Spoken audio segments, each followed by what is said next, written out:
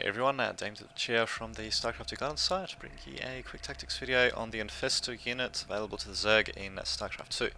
So the Infestor requires the infestation pit to be present before they can be created from larvae, and yeah, we've got two rather important upgrades at the infestation pit. The first one is pathogen glands, which is the upgrade you should start researching as soon as the infestation pit is created, and the second one is a neural parasite, which allows them to use neural parasite ability against ground units and air units amazingly as well, and basically allows you to take control of that unit for a bit of time until either the infestor's killed, a bit of time passes, or the unit is moved out of range for whatever reason.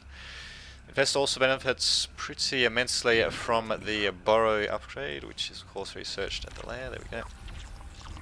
As it's well, not only does it allow it to borrow, but it can also move around undetected while it's borrowed as well, which is pretty important to say the least for harassment and such. And yes, when researching pathogen glands, usually one to let it research for about 30 seconds or so, and then you start warping, so not warping, then you start spawning in the infestors, as yeah, they'll be done straight after the pathogen glands upgrade is complete.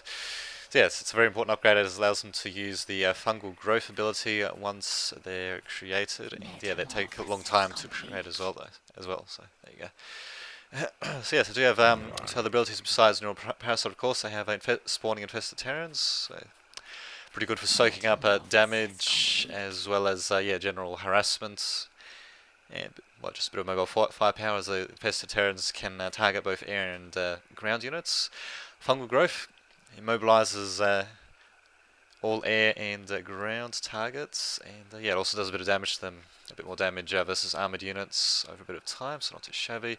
Oh, yeah, keep in mind as well with the neural parasite, it can't be used against the Zerg Ultralisk due to its frenzied attribute.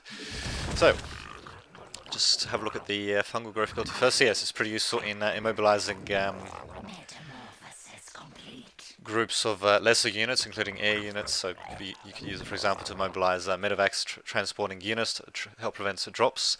And yeah, when fighting against the Terrans, it's pretty useful in stopping their units from running away from your Zerglings and Banelings as well. So we'll just cast it once, there we go. And then yeah, while that's happening, then yeah, you can have other units attacking them, of course.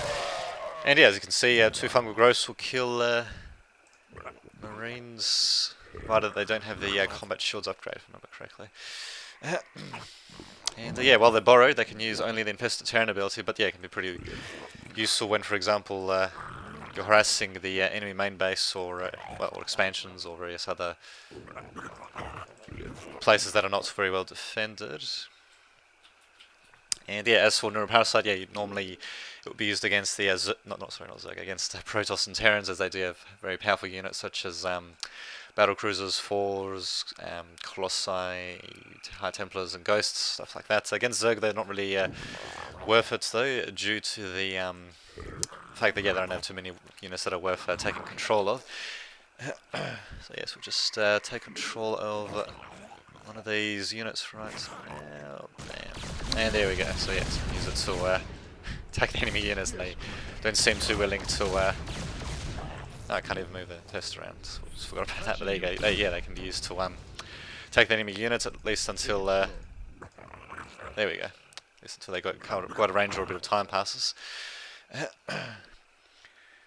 But yeah, they're pretty useful against all three races. Infestors, that is, they're pretty useful against them. Keep in mind though, they don't have much health, so they'll die pretty quickly. So if you're using them in battles, you really need to have other units supporting them. But yeah, they're pretty good in covert operations. So, for example, sneak them up to an enemy base, spawn in a whole bunch of infested Terrans, and then yeah, start targeting their buildings. Alternatively, you can use you can unborrow them and use fungal growth on enemy workers to hold them in place, and then yeah, either fungal them again or spawn in more infested Terrans to finish them off, so that can be pretty useful as well.